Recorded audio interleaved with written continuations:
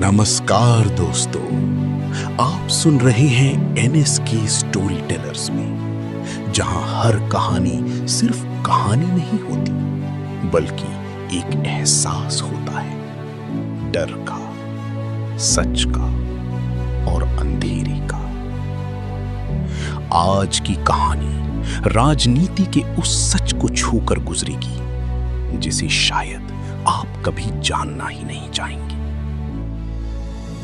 ये कहानी है संसद की अंधेरी राज की। रात के ठीक 12 बजे दिल्ली की सर्द हवा में एक अजीब सा सन्नाटा पसरा हुआ था। संसद भवन के पीछे एक पुराना बंद कमरा, जिसे सालों पहले सील कर दिया गया था, आज अचानक खुल गया। कहते हैं उस कमरे में कभी एक गुप्त बैठक हुई थी, जहां सत्ता से भी ज्यादा खतरनाक चीज पर चर्चा हुई थी, अमरता। एक युवा नेता, नाम था राघव, वो उस रात अकेला उस कमरे तक पहुंच गया। ये दरवाजा खुद खुला कैसे? उसने धीरे से कहा। दरवाजे के अंदर घुसते ही कमरे में अजीब सी ठंडक थी। दीवारों पर पुराने नेताओं की तस्वीरें और बीच में एक गोल मेज।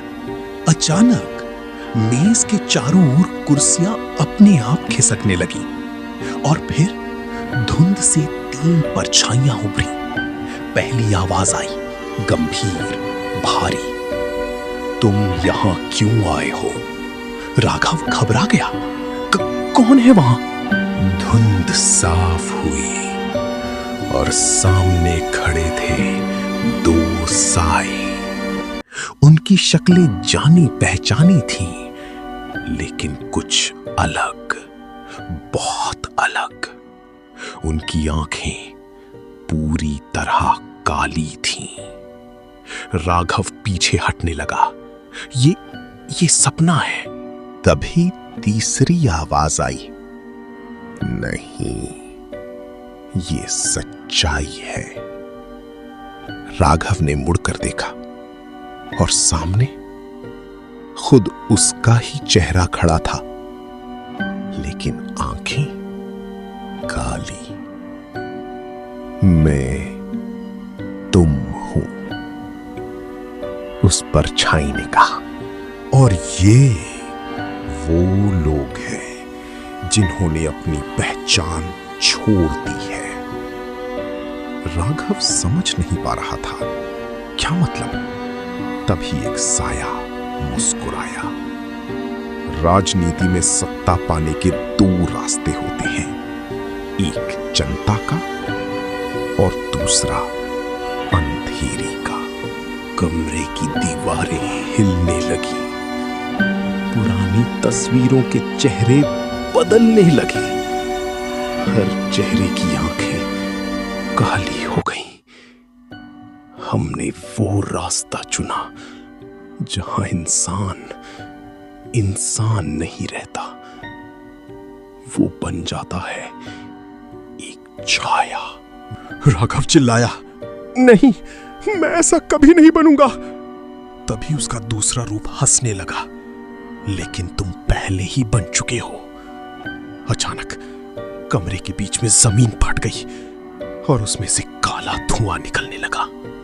धुएं में अजीब आवाजें, जैसे हजारों लोग फुसफुसा रहे हों, सत्ता, सत्ता, सत्ता।